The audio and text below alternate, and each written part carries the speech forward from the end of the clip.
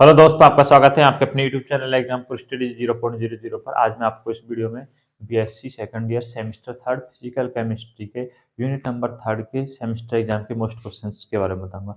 इस वीडियो में only unit number third के क्वेश्चंस कराऊंगा, जिनमें से आपको क्वेश्चन सेमेस्टर एग्जाम में मिल जाएगा। यूनिट नंबर थर्ड से जो दो क्वेश्चन आएंगे, उनमें से आपको इस वीडियो में से वो क्वेश्चन मिल जाएंगे। तो देखिए, फर्स्ट क्वेश्चन क्या है।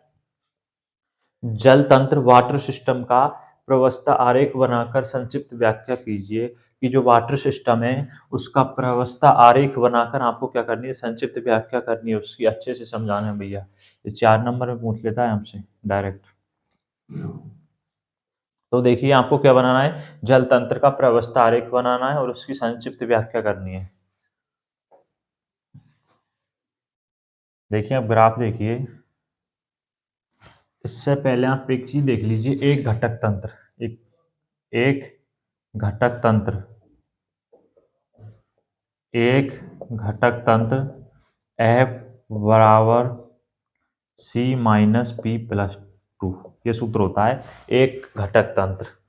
F बराबर C minus P plus two. अब एक घटक तंत्र है तो C का मान कितना रख देंगे, 1। 1 माइनस पी प्लस में 2, यानी कि F बराबर आ जाएगा 3 माइनस पी। ये सूत्र याद रखना आप, इस क्वेश्चन में काफी यूज में आएगा। F बराबर 3 माइनस पी, F बराबर 3 माइनस पी। अब देखिए, जल तंत्र का प्रवस्था आरेख देखिए आप।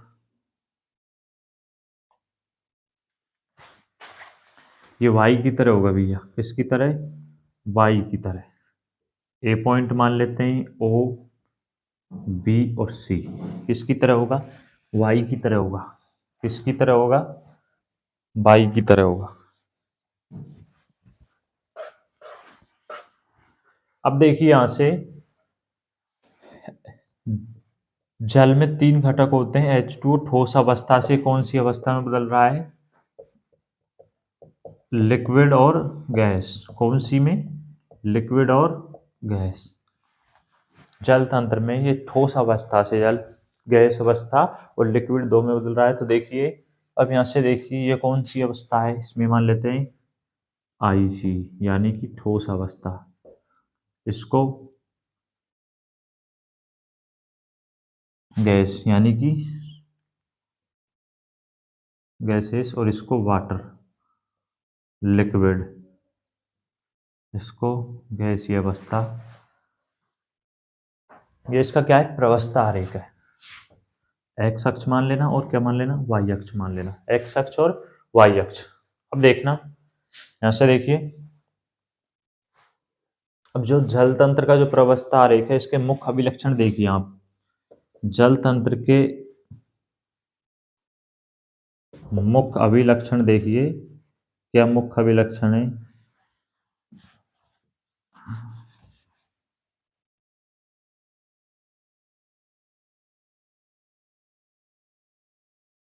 जल तंत्र के मुख्य अभिलक्षण देखिए, जल तंत्र के मुख्य अभिलक्षण देखिए। फर्स्ट में क्या होता है, जल तंत्र में का जो आरेख है, इसमें देखिए कर्व यानी कि वक्र, कर्व,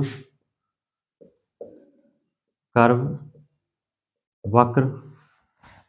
देखिए वक्र कौन कौन से हैं, एक तो ओए है, ओए, ओबी, और कौन से हैं, ओसी।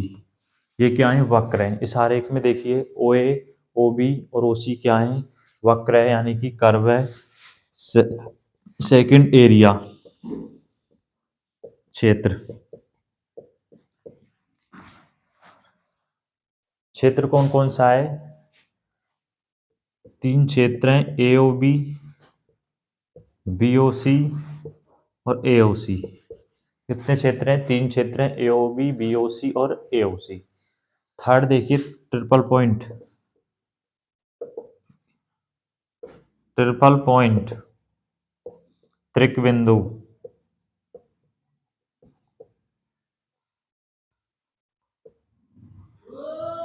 त्रिक बिंदु क्या है, ओ।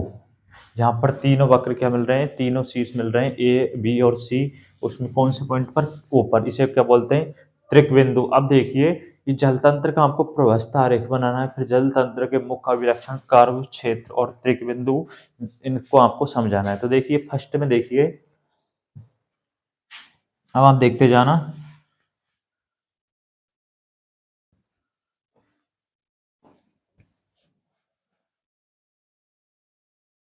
फर्स्ट में देखिए आप कर्व,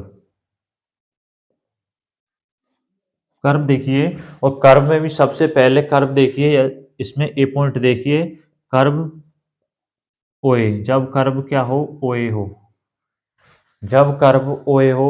अब ओए में देखिए पी का मान क्या है, यानी कि आपको ये सूत्र लगाना है, एफ बराबर 3 - पी।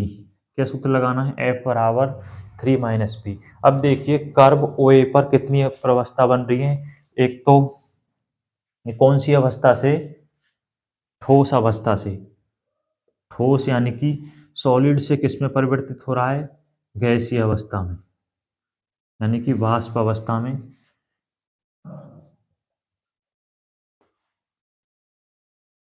गैसीय। ये सॉलिड से किस में परिवर्तित हो रहा है, ठोस से किस में, वाष्प में परिवर्तित हो रहा है। कर्व देखिए, कर्व ओए पर देखिए कितनी प्रवस्था बन रही है, दो। ये ठोस से किस में परिवर्तित होता है, वाष्प में परिवर्तित हो रहा है। तो पी का मान क्या आएगा, पी का मान 2 आएगा। इस सूत्र में रखिए एफ बराबर 3 - 2, यानी कि एफ बराबर आएगा 1। एफ बराबर क्या आएगा, 1। तो यानी कि ये एक चर तंत्र है। कैसा तंत्र है, एक चर तंत्र है। आपको ऐसे हर कर्व में निकालना है, कौन सा तंत्र है, एक चर तंत्र है। दोबारा से देखिए, कर्व ओए, कर्व ओए में ठोस से किस में परिवर्तित हो रहा है, वाष्प में परिवर्तित हो रहा है। तो कितनी प्रवस्था बन रही है, 2, यानी पी का मान 2 है। तो एफ बराबर 3 - 2, एफ बराबर क्या आएगा, 1 आएगा। तो एक चर तंत्र है। देखिए नेक्स्ट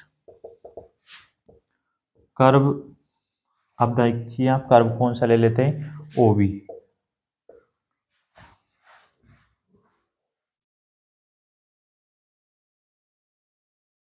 कर्व ओबी में देखिए,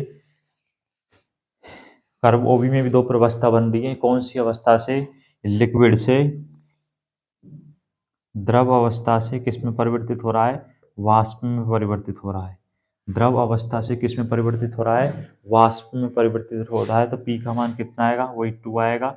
एफ बराबर के सूत्र क्या होता है, 3 - पी, यानी कि एफ बराबर 3 - 2, एफ बराबर क्या आ जाएगा, 1 आ जाएगा। एफ बराबर क्या आ जाएगा, 1 आ जाएगा। तो कौन सा तंत्र है, एक चर तंत्र। कैसा है, एक चर तंत्र भैया, एक चर तंत्र।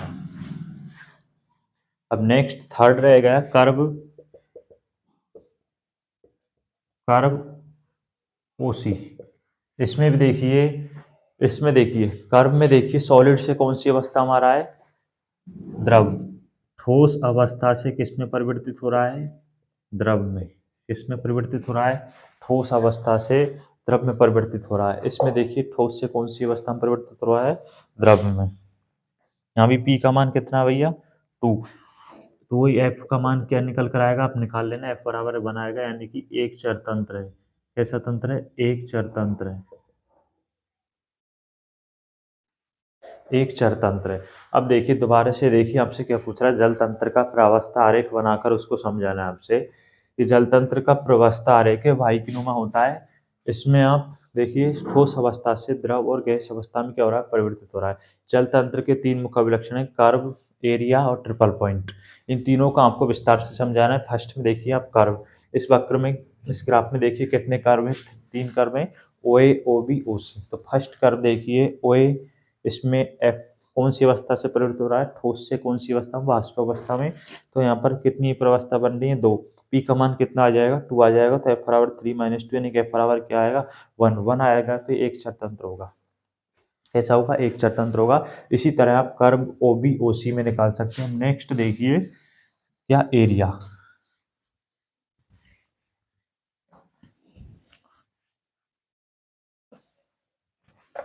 काफी अच्छा क्वेश्चन है भैया।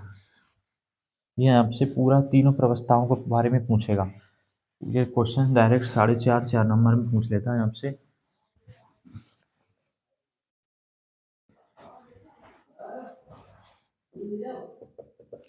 एरिया, एरिया यानी कि क्षेत्र।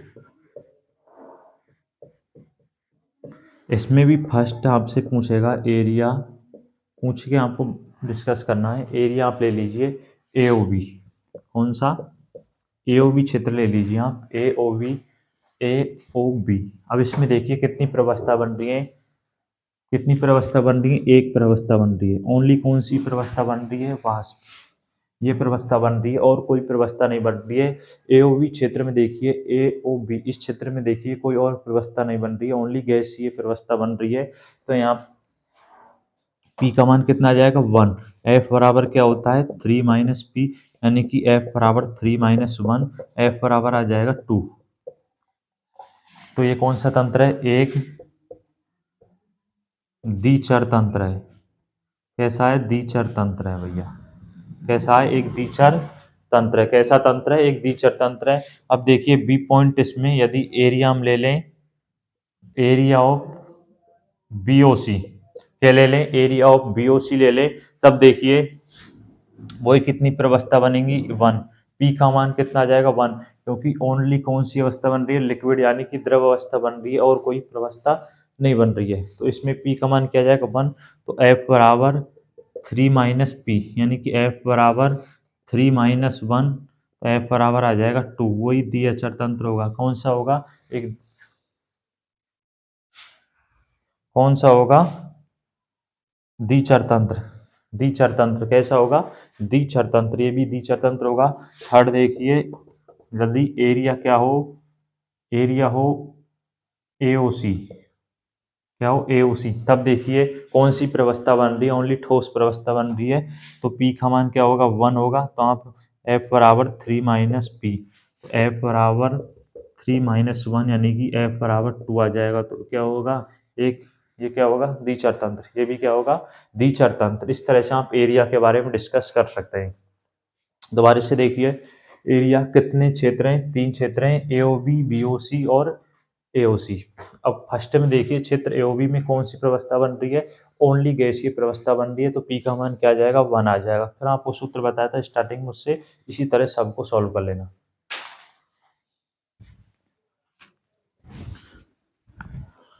नेक्स्ट देखिए, अब आप देखिए ट्रिपल पॉइंट, कौन सा पॉइंट, ट्रिपल पॉइंट।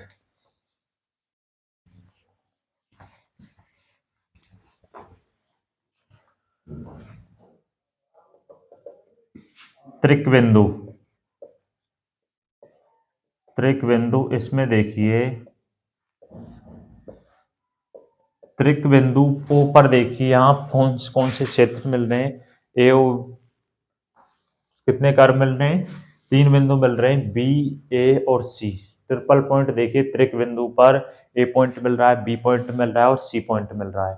कौन सा पॉइंट मिल रहा है, 3 पॉइंट मिल रहे हैं। तो यहाँ पर पी का मान कितना आ जाएगा भैया, 3 आ जाएगा। कितनी प्रवस्था बन रही है, 3 बन रही है, ठोस भी बन रही है, द्रव भी बन रही है और गैस भी बन रही है। तो एफ बराबर 3 माइनस पी, एफ बराबर आ जाएगा 3 माइनस 3, एफ बराबर क्या आएगा, 0 आएगा, यानी कि अचर है। ये कैसा, कैसा है, अचर तंत्र होगा, अचर तंत्र। क्योंकि आपको लिखना है थ्योरेटिकल में, त्रिक बिंदु ओ पर 3 प्रवस्थाएं बन रही हैं, ठोस, द्रव, गैस। तो पी का मान क्या होगा, 3 होगा, 3 होगा। तो एफ बराबर क्या निकल कर आएगा, 0 आएगा, यानी कि अचर तंत्र है। कैसा तंत्र है, अचर तंत्र है, अचर तंत्र है। इस तरह से आपको जल का प्रवस्था आरेख बनाकर उसको अच्छे से डिस्कस करना है, तभी आपको पूरे अंक मिलेंगे भैया। नेक्स्ट क्वेश्चन देखिए, यूनिट नंबर 3 के क्वेश्चंस करा रहा हूँ।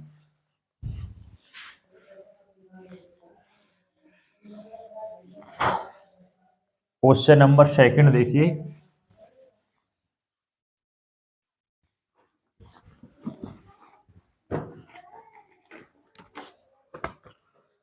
क्वेश्चन नंबर 2 देखिए, क्लासियस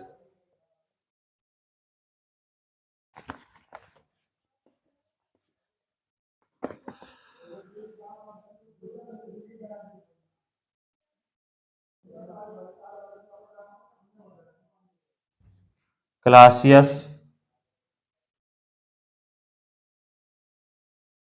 क्लेप्रोन क्लासियस क्लेप्रोन समीकरण व्युत्पन्न कीजिए।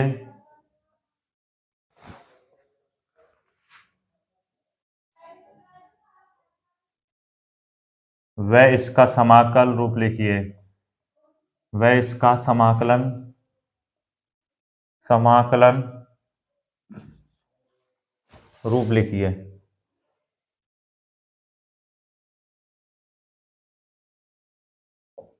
देखिए आपसे क्या पूछ रहा है। जो क्लासियस क्लोप्रोन समीकरण है उसको आपको व्युत्पन्न करना है, फिर उसको आपको समाकल रूप और निकालना है। तो देखिए काफी अच्छा क्वेश्चन है। सॉल्यूशन देखिए, सबसे पहले आपको क्लोप्रोन समीकरण याद होना चाहिए। क्लोप्रोन समीकरण क्या होता है? डीपी अपॉन डी टी बराबर delta H upon T V2 minus V1, या इस तरह लिखते हैं। ये क्या होता है? क्लेप्रोन समीकरण होता है। क्या होता है? क्लेप्रोन समीकरण होता है। आप इसको इस तरह भी लिख सकते हैं, डेल्टा एच अपॉन में टी BV माइनस BL। अब यहाँ पर डाटा देखिए, P बराबर क्या है? यहाँ पर दाब, प्रेशर है P बराबर, T बराबर क्या है? परमताप, T बराबर क्या है? परमताप, डेल्टा H बराबर क्या है? वाष्पन की ऊष्मा। क्या है भैया? वाष्पन की ऊष्मा, वाष्पन की ऊष्मा। BB बराबर क्या है? वाष्प का आयतन। क्या आएगा भैया? वाष्प का आयतन। क्या आ जाएगा? वाष्प का आयतन। और BL बराबर आएगा द्रव्य का आयतन। द्रव्य का आयतन। ये क्लेप्रोन समीकरण होता है dP अपॉन dt बराबर delta H upon T BB minus VL। P बराबर क्या है यहाँ पर? परम P बराबर दाब, T बराबर परमताप, डेल्टा H वाष्पन की ऊष्मा हो जाएगी, VL वाष्प का आयतन हो जाएगा, BB वाष्प का आयतन, VL द्रव्य का आयतन हो जाएगा। अब देखिए आगे आपको किस तरह सॉल्व करना है।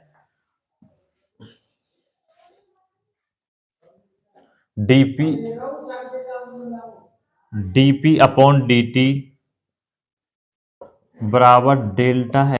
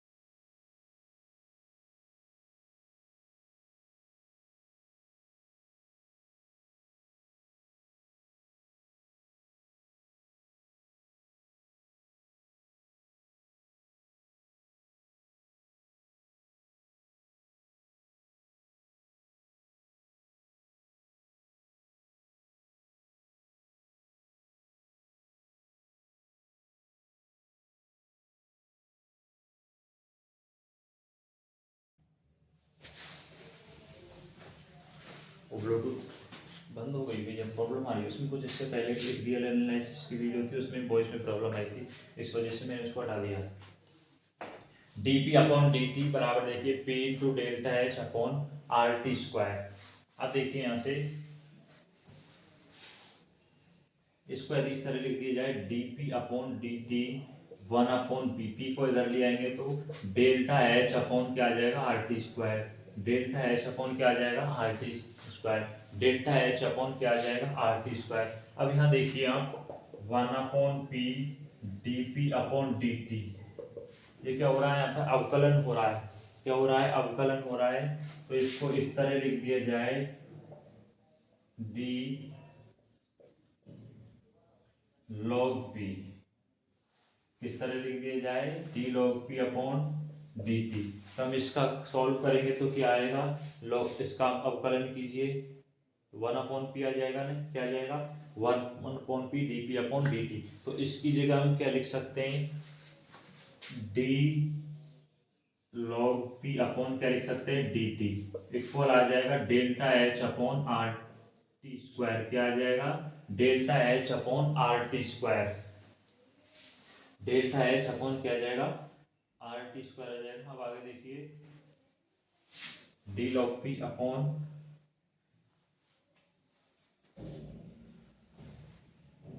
डी log p बराबर हम इसको लिख दे सकते हैं D T delta H upon R T square. यही क्या होता है क्लासियस क्लैपेरॉन समीकरण होता है, क्या होता है क्लासियस क्लैपेरॉन समीकरण होता है भैया, यही क्लासियस क्लैपेरॉन समीकरण। दोबारा से देखिए आपको क्लैपेरॉन समीकरण याद होना चाहिए, dp अपॉन dt बराबर होता है delta H upon T V V minus D L. P क्या है दाब है, टी परमताप है, डेल्टा एच क्या वाष्पन की ऊष्मा है, वी वी वाष्प का आयतन है और वी एल द्रव का आयतन है। अब आप इस इक्वेशन को उठाइए यहाँ से। अब इसमें जो द्रव का आयतन है वो वाष्प के आयतन की तुलना में कम होता है, इसलिए उसको नगण्य मानकर छोड़ देते हैं। तो हम लिख सकते हैं delta H upon T V V V. अब एक मोल गैस के लिए आदर्श समीकरण, एक मोल गैस का आदर्श समीकरण होता है पी बराबर आर टी। यहाँ से आप इसका मान निकाल लीजिए, इस समीकरण में पुट कर दीजिए, इसको सॉल्व करते आइए D P upon D T P, इसको हम इधर ले आएंगे delta H upon R T square 1/p D P upon D T. इसको हम इस तरह लिख सकते हैं क्योंकि इसको खोलेंगे इंटीग्रेशन में और ये अवकल रूप में है, तो इसका अवकलन करेंगे तो वही 1 log x का क्या आ जाएगा 1/x D P upon D T, इस तरह लिख सकते हैं। यहाँ से आप इसका मान इधर की साइड गुणा कर देंगे भाग में, तो ये क्या आ जाएगा क्लासियस क्लैपेरॉन समीकरण। अब आपको इसका क्या करना है समाकल रूप लिखना है, वो देखिए किस तरह लिखना है, स्क्रीनशॉट लेना।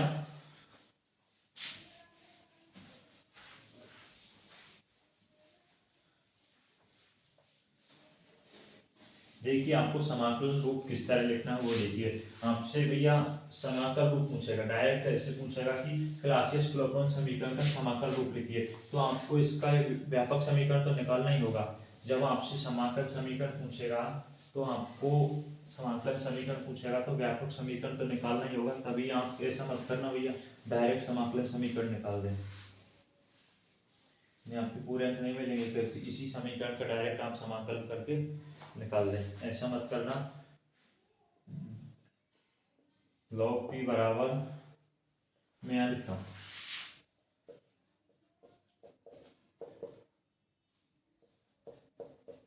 Delta H upon R T square, R T square ये क्या है क्लासियस क्लैपेरॉन समीकरण है।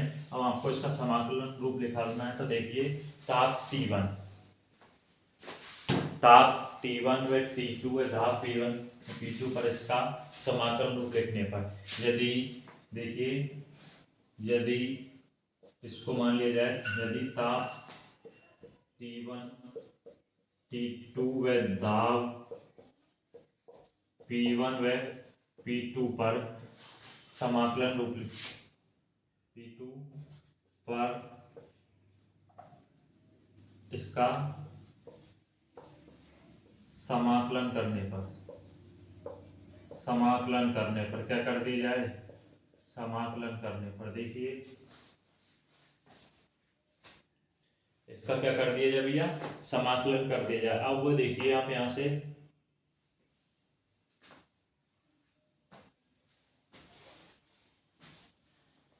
इंटीग्रेशन डी लॉग पी बराबर डेल्टा एच अपॉन भार आ जाएगा भैया, डेल्टा एच अपॉन क्या आ जाएगा, भार आ जाएगा क्योंकि नियतांक है। तो इंटीग्रेशन किसका होगा, D T upon T square, किसका होगा, D T upon T square. यहाँ से 1 अपॉन टी स्क्वायर का इंटीग्रेशन, एक सूत्र होता है इंटीग्रेशन में, एक्स की पावर एन का इंटीग्रेशन आप किस तरह निकालते हैं, एक्स की power N plus one upon N plus one. क्या निकालते हैं, केमिस्ट्री वाले बायोलॉजी वाले देख लेना, मैथ वालों को बताता है एक्स की पावर एन डी एक्स, इसका इंटीग्रेशन x की power n plus one upon N plus one. यहाँ से देखिए t की पावर ऊपर में ले जाएंगे तो हो जाएगी t माइनस टू, क्या हो जाएगी t माइनस टू। अब इसका आप इंटीग्रेशन कीजिए, 1 हो जाएगा प्लस t माइनस वन आ जाएगा, तो माइनस टू प्लस वन यानी कि क्या आ जाएगा, सॉल्व कर लेना भैया, d लॉग p बराबर आ जाएगा minus delta H upon R T, क्या आ जाएगा, माइनस डेल्टा एच अपॉन क्या आ जाएगा, R T, minus delta H upon क्या आ जाएगा, आर टी आ जाएगा। अब यदि ताप T1 है दाब P1 पर देखिए, ताप T1 है दाब P1 पर देखिए, ताप T1 व दाब P1 पर देखिए, हम इसको किस तरह लिखना है,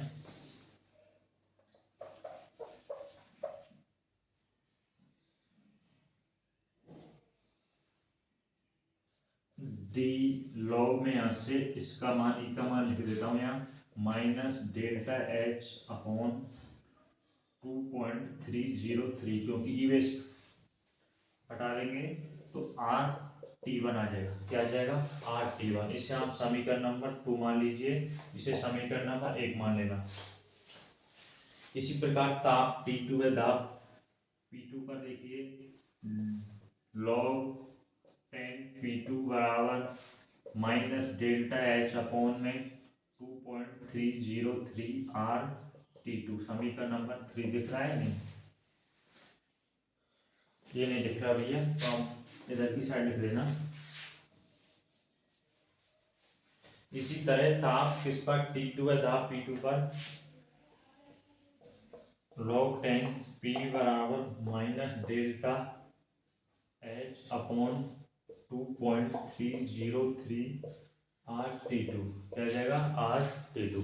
इसे आप समीकरण नंबर 3 मान लीजिए, समीकरण नंबर 3 मान लीजिए। और आपको क्या करना है, समीकरण नंबर 3 में से समीकरण नंबर 2 हटाना भैया, समीकरण नंबर 3 में से समीकरण नंबर 3 हटाएंगे, देखिए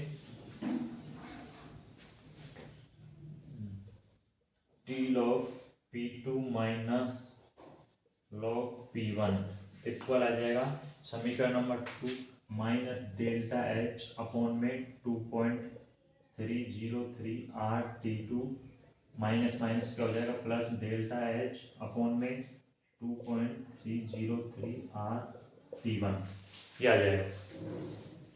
इसको हम किस तरह लिख सकते हैं, log m minus N, log m upon N, यानी कि log D log P2 upon P1, इस रूप में लिख सकते हैं ना, log m minus N, log m upon N बराबर में इसमें से क्या कॉमन आ रहा है, डेल्टा एच अपॉन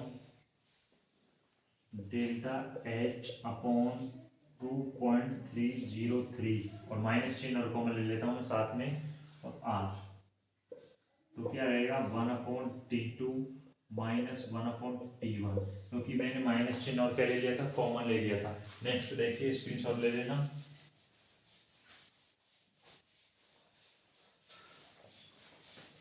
आगे देखिए किस तरह से सॉल्व करना है।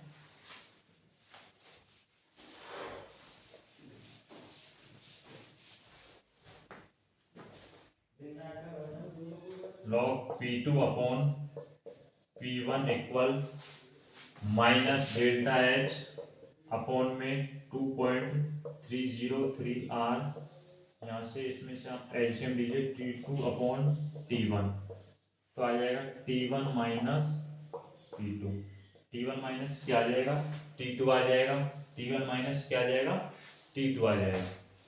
Log P2 D log P2 upon P1 बराबर माइनस चिन्ह का अंदर गुणा कर दीजिए 2.303 R क्या आ जाएगा T2 माइनस T1 अपॉन में T2 T1 और यही क्या है भैया क्लासियस क्लॉपरॉन समीकरण का समाकलन रूप है। क्या है क्लासियस क्लॉपरॉन समीकरण का क्या है समाकलन रूप है। आपसे पूछे क्लासियस क्लॉपरॉन समीकरण व्युत्पन्न कीजिए तो आपको वहां तक ही करना है और आपसे समाकलन रूप पूछे तो आपको ये इक्वेशन और निकालनी है। इसे ही हम क्या बोलते हैं क्लासियस क्लॉपरॉन समीकरण का समाकलन रूप बोलते हैं। बहुत ईजी है, हार्ड नहीं है, बस आपको इक्वेशन याद होनी चाहिए एक आध और आपको वो इंटीग्रेशन और अवकलन यही करना है बस। नेक्स्ट क्वेश्चन देखिए, क्वेश्चन नंबर 3 देखिए आप ऊष्मागतिकी के आधार पर द्रव अनुपाती क्रिया के नियम को व्युत्पन्न कीजिए। ऊष्मागतिकी के आधार पर द्रव अनुपाती क्रिया के नियम को क्या कर रहा है आपसे व्युत्पन्न करवा रहा है। तो आंसर देखिए किस तरह आपको सॉल्व करना है। द्रव अनुपाती क्रिया के नियम से द्रव अनुपाती क्रिया नियम को ऊष्मागतिकी के आधार पर क्या करना है व्युत्पन्न करना है। देखिए ये जो विधि है किसने दी, वान हॉफ ने दी थी भैया, वान हॉफ नामक वैज्ञानिक ने दी थी। ये विधि किसने दी थी, वान हॉफ नामक वैज्ञानिक है उसने दी थी। माना एक उत्क्रमणीय अभिक्रिया निम्न प्रकार होती है। देखिए स्टेप, माना एक उत्क्रमणीय अभिक्रिया निम्न प्रकार होती है, निम्न प्रकार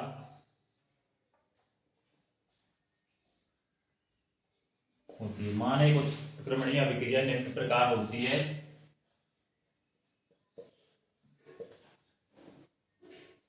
ये विधि ध्यान रखना, जो द्रव अनुपाती क्रिया का नियम है ये उत्क्रमणीय अभिक्रियाओं पर ही लागू होता है। कौन सी अभिक्रियाओं पर, उत्क्रमणीय अभिक्रियाओं पर। तो एक उत्क्रमणीय अभिक्रिया निम्न प्रकार होती है A+B से C+D अभिकारक से उत्पाद क्या बन रहा है C+D।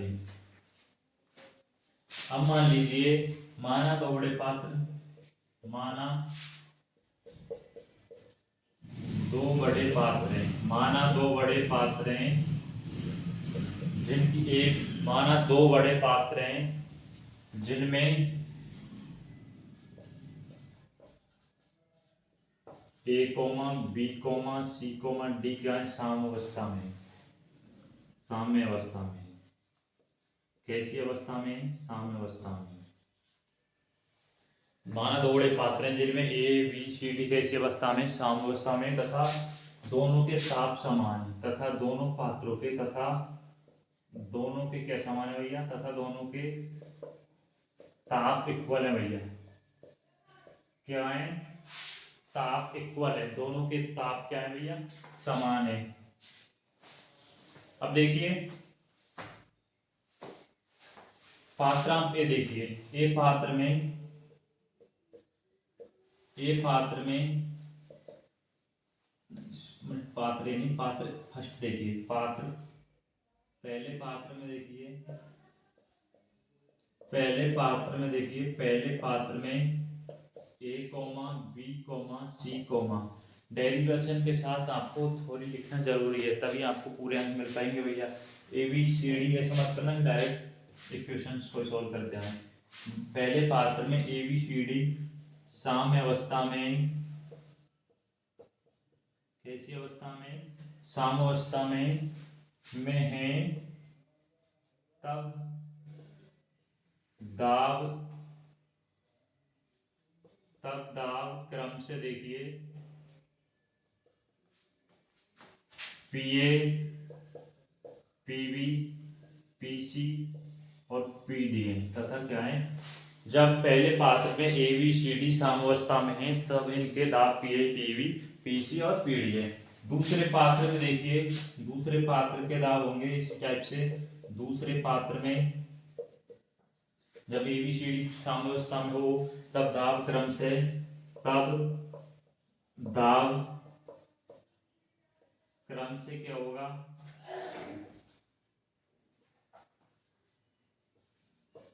PA dash, P B dash, P C dash और पी डी डैश, ये इनके क्या होंगे, क्रम से खराब होंगे। अब आप पहले आप ए तंत्र में क्या निकालिए, ऊष्मा, क्या निकालेंगे आप ए तंत्र में ऊष्मा,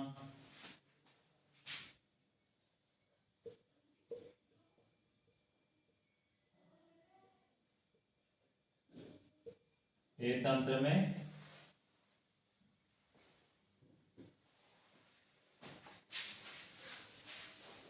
ए में मुक्त ऊर्जा निकालिए, ए तंत्र में आप ए में मुक्त ऊर्जा निकालिए, ए में मुक्त ऊर्जा देखिए। अभिक्रिया को देखिए आप, उत्क्रमणीय अभिक्रिया हो रही है, कौन सी अभिक्रिया हो रही है, ए में मुक्त ऊर्जा निकालेंगे तो कहाँ से कहाँ हो रही है, ए में देखिए ए प्लस बी यानी कि अभिकारक से उत्पाद क्या बन रहा है, सी प्लस डी, तो यानी पी ए से कहाँ हो रही है, पी ए से डेल्टा, इसको डेल्टा एफ ए के इक्वल लिखना भैया, डेल्टा एफ ए बराबर पी ए से पी ए डैश, समान दिशा में चल रही है तो कहाँ से कहाँ तक लेंगे, पी ए से पी डैश, और विपरीत दिशा में चलती इधर से इधर तो हम पी ए डैश से पी ए लेते, बी किसके इक्वल लिखना है, बी,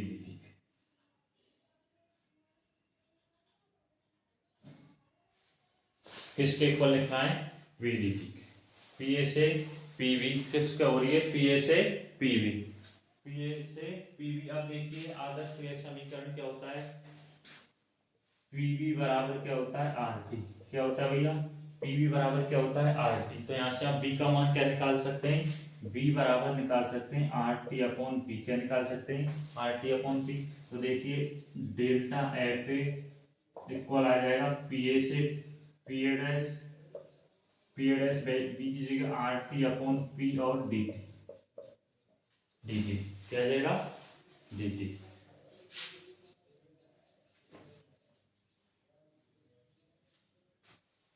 आगे सॉल्व कीजिए इक्वेशन को,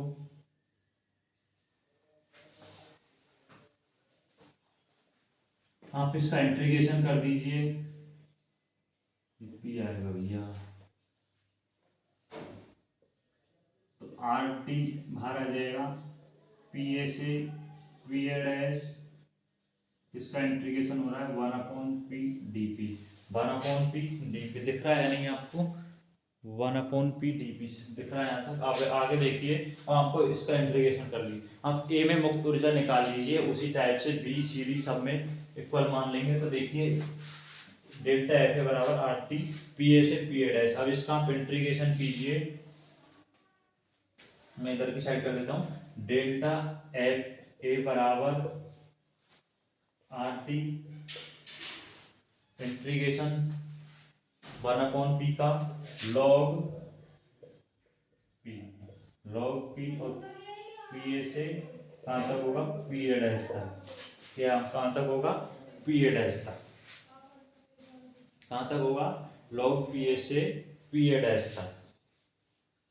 अब देखिए इसको हम किस तरह लिख सकते हैं, डेल्टा एफ ए बराबर R T log P A dash upon P ए, इसको आप समीकरण नंबर 1 मान लीजिए, इसको आप क्या मान लीजिए, समीकरण नंबर 1 मान लीजिए।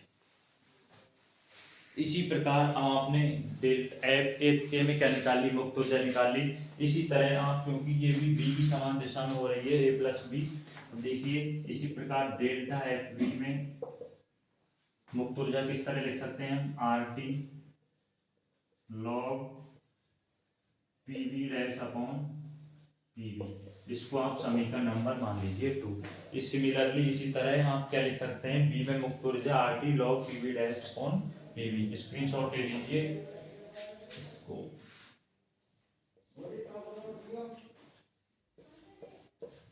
अब देखिए आप स्क्रीनशॉट ले देना, थ्योरेटिकल पार्ट भी है, कुछ डेरिवेशन टाइप का, यहाँ से आगे सिर्फ आपको मैथमेटिकल पार्ट है भैया।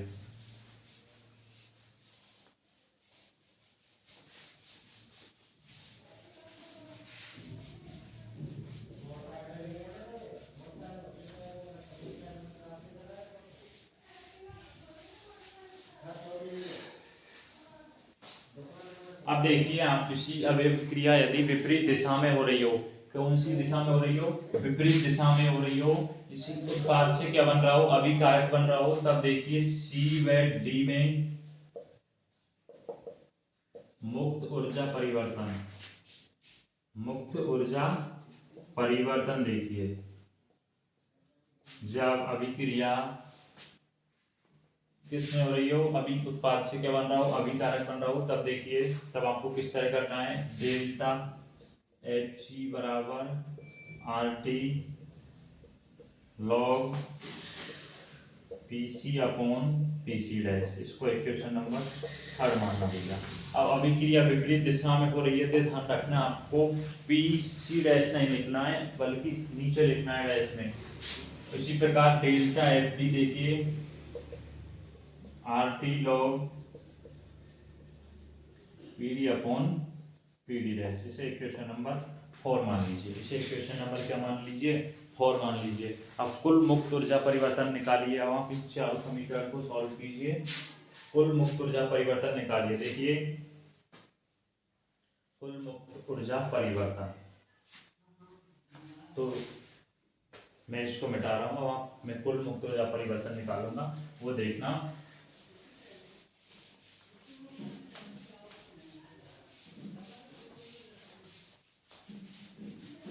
कुल मुक्त ऊर्जा परिवर्तन डेल्टा एफ बराबर डेल्टा एफ ए प्लस में डेल्टा एफ पी, एक लाइन लिख देना, कुल मुक्त ऊर्जा परिवर्तन प्लस में डेल्टा एफ सी प्लस में डेल्टा एफ डी। यहाँ से डेल्टा एफ बराबर देखिए डेल्टा एफ ए का मान है R T log P A dash upon P A plus में R T log P A dash P V dash upon P V. Delta F C का मान क्या आया था, R T log P C upon P C dash plus में R T log P D upon P D dash, P D upon P D dash क्या मानना है, P D log P D upon P D. अब देखिए delta F को आप एक बड़ा तंत्र मान लीजिए, यदि एक बड़ा तंत्र मानने पर इसको आप क्या मान लेंगे, यदि एक बड़ा तंत्र है तो कुल मुक्त ऊर्जा 0 के इक्वल कर लेना भैया, किसके इक्वल कर लेना, 0 के। अब इसमें से देखिए क्या कॉमन आ रहा है, आर टी कॉमन आ रहा है ना, आर टी क्या आ रहा है, कॉमन आ रहा है, तो आप इसको इस तरह लिख देना log P A dash upon P A plus में log P V dash upon P V plus में log P C dash upon P C, sorry dash नीचे आएगा, log P D upon P D dash. अब यदि इसका इसमें divide कर दिया जाए तो क्या आएगा, शून्य आएगा, शून्य आएगा, यानी कि आ जाएगी log P A dash upon P A plus में log P V dash upon P we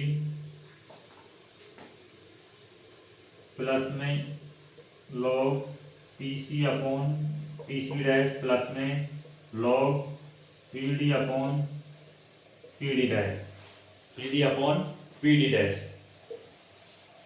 अब देखिए आगे आपको किस तरह सॉल्व करना है, मैं इधर इसका पक्षांतरण कर दूं, यदि इस वाली इन दोनों टर्म का इधर की साइड पक्षांतरण कर दूं तो माइनस में आएगी, इसमें आएगी माइनस में, यानी कि log P A dash upon P A plus में लॉग पी वी अपॉन। अब देखिए इसको इक्वल कर देते हैं, मैं इसको इधर की साइड डालूंगा तो माइनस में आएगी ये टर्म पूरी।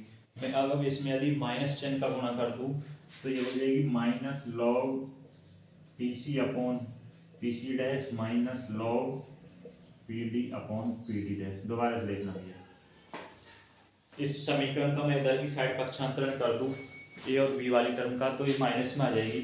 जब यहाँ पर माइनस चिन्ह आ जाएगा तो ये टर्म तो इक्वल में किस में होगी, प्लस में होगी। अब मैं यदि इसमें दोनों तरफ माइनस चिन्ह का गुणा कर दूं तो माइनस माइनस क्या हो जाएगा, प्लस हो जाएगा, क्या हो जाएगा, प्लस हो जाएगा, और इसमें माइनस का गुणा हो जाएगा। आगे देखना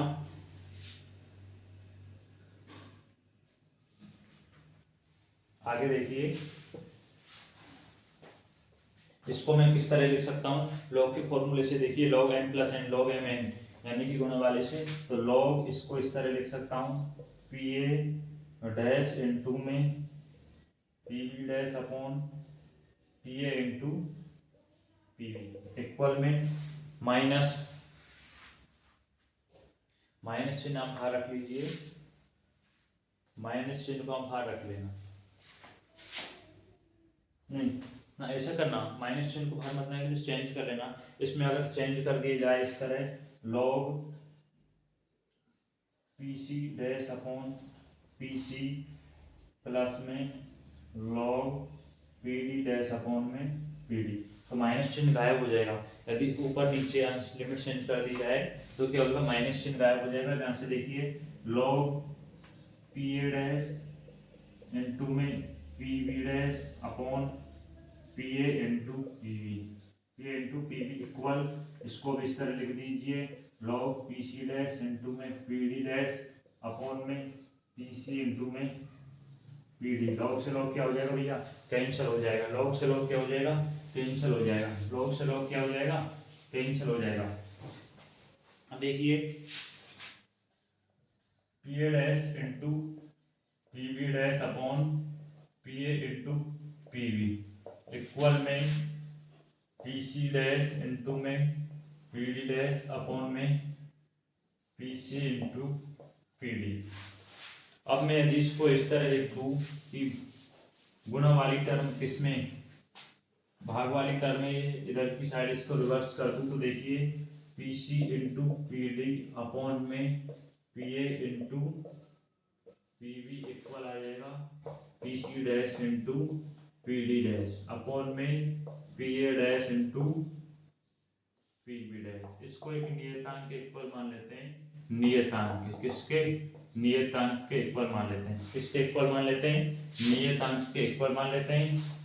यानी कि ये टर्म भी इक्वल है इसके और ये किसके इक्वल है, दोनों टर्म किसके इक्वल है, नियतांक के। तो आप इसको इस तरह लिख सकते हैं, P C into P D upon में P A into P B बराबर के सी। के सी यहाँ पर क्या है, एक नियतांक है, क्या है, नियतांक है। और यही क्या है आपका, उष्मागतिकी के आधार पर द्रव अनुपाती क्रिया का नियम है। उष्मागतिकी के आधार पर क्या है, द्रव अनुपाती क्रिया का नियम है। मैथमेटिकल रूप है, कुछ नहीं, आपका आसानी से समझ आएगा, एक बार नहीं तो दो बार समझना, अच्छे से क्लियर हो जाएगा। आपको ये किसने दिया था, वानटॉप नामक समीकरण वैज्ञानिक ने भी दी थी। एक उत्क्रमणीय, ये कौन सी अभिक्रिया में होती है, उत्क्रमणीय अभिक्रिया में। आपको एक उत्क्रमणीय अभिक्रिया ले लिए और दो बड़े पात्र मानने हैं उसमें ए बी सी डी साम्यावस्था में, तो उनके दाब करने से P A B P C P D इस तरह से होंगे। इस तरह से आप देख लेना, बाकी आगे वही अवकल और समाकलन रूप है, कुछ नहीं है। नेक्स्ट क्वेश्चन देखिए, क्वेश्चन नंबर 4 देखिए, ला-सैतालीय के सिद्धांत को समझाइए। क्या पूछ रहा है आपसे, ला-सैतालीय के सिद्धांत को समझाइए। पढ़िए देखिए, याद सुना है आपको, ये थोड़ी तरह। इस सिद्धांत के अनुसार यदि किसी अभिक्रिया की साम्यावस्था पर ताप दाब सांद्रता में परिवर्तन किया जाए, बात से रीडिंग लगाइए। इस सिद्धांत के अनुसार यदि किसी अभिक्रिया की साम्यावस्था पर, यदि कोई अभिक्रिया हो रही है उसकी साम्यावस्था पर ताप दाब या सांद्रता में परिवर्तन किया जाए, कोई अभिक्रिया कैसी अवस्था में हो रही है, साम्यावस्था में हो रही है, तो उसकी ताप दाब सांद्रता में परिवर्तन किया जाए तो साम्यावस्था उस दिशा में विस्थापित हो जाएगा, साम्य उस दिशा में विस्थापित हो जाएगा इस दिशा में परिवर्तन का प्रभाव नहीं होता है। क्या होता है, परिवर्तन का प्रभाव नहीं होता है। आपको कुछ समझ आया होगा पढ़ के। इस सिद्धांत के अनुसार यदि किसी अभिक्रिया की साम्यावस्था पर ताप दाब सांद्रता में परिवर्तन किया जाए तो साम्य उस दिशा में उस दिशा में क्या हो जाएगा, विस्थापित हो जाएगा जिस दिशा में परिवर्तन का प्रभाव नहीं होता है। अर्थात देखिए कुछ पॉइंट है, यदि दाब में वृद्धि की जाती है तो साम्यावस्था कम दाब की ओर क्या हो जाएगी, विस्थापित हो जाएगी। यदि आप जैसे प्रेशर में वृद्धि करेंगे तो क्या हो जाएगी, साम्यावस्था कम दाब की ओर क्या हो जाएगी, विस्थापित हो जाएगी। सेकेंड पॉइंट है, यदि ताप में वृद्धि की जाती है तो साम्यावस्था कम ताप की ओर विस्थापित हो जाएगी। अगर आप ताप में वृद्धि करेंगे तो साम्यावस्था किधर की ओर जाएगी, कम ताप की ओर, ना कि उच्च ताप की ओर। थर्ड पॉइंट है, यदि सांद्रता में वृद्धि की जाती है तो साम्य उस दिशा में विस्थापित हो जाएगा जिस ओर उस पदार्थ की सांद्रता क्या है कम। यदि आप सांद्रता में वृद्धि कर देंगे तो साम्यावस्था उधर की ओर चली जाएगी, जिससे पदार्थ की सांद्रता क्या है, कम है। यानी कि आप दाब में वृद्धि करेंगे तो साम्यावस्था उधर की ओर जाएगी, तो क्या है, दाब कम है। और ताप में वृद्धि करेंगे तो साम्यावस्था कम ताप की ओर स्थापित हो जाएगी, और सांद्रता में वृद्धि करेंगे तो साम्यावस्था कम सांद्रता वाले पदार्थ की ओर क्या हो जाएगी, विस्थापित हो जाएगी। ये यूनिट नंबर 4 के क्वेश्चन है भैया। ज़्यादा क्वेश्चंस में माथापच्ची मत करना, इन्हीं क्वेश्चंस में से आपको क्वेश्चन अवश्य मिल जाएगा, विश्वास रखना। फर्स्ट क्वेश्चन था जल तंत्र का प्रवस्था आरेख बनाकर उसको आपको विस्तार से समझाना था। सेकंड क्वेश्चन था क्लासियस क्लैपेरॉन समीकरण को आपको व्युत्पन्न करना और आपसे समातुल रूप पूछे तो वो भी बताना है। क्वेश्चन नंबर 3 था ऊष्मागतिकी के आधार पर द्रव अनुपातिक क्रिया के नियम का समीकरण उत्पन्न कीजिए। क्वेश्चन नंबर 4 है लासे ताली के सिद्धांत को समझाइए। इन क्वेश्चंस में से आपको यूनिट नंबर 3 है फिजिकल केमिस्ट्री की, उनमें से क्वेश्चंस मिल जाएगा। इससे अगले लेक्चर में मैं आपको यूनिट नंबर 4 के क्वेश्चंस करा दूंगा। वीडियो को ज़्यादा से ज़्यादा शेयर करें जिससे और दोस्तों को हेल्प हो सके, और वीडियो को लाइक करें और चैनल को सब्सक्राइब करके करें। Thank you.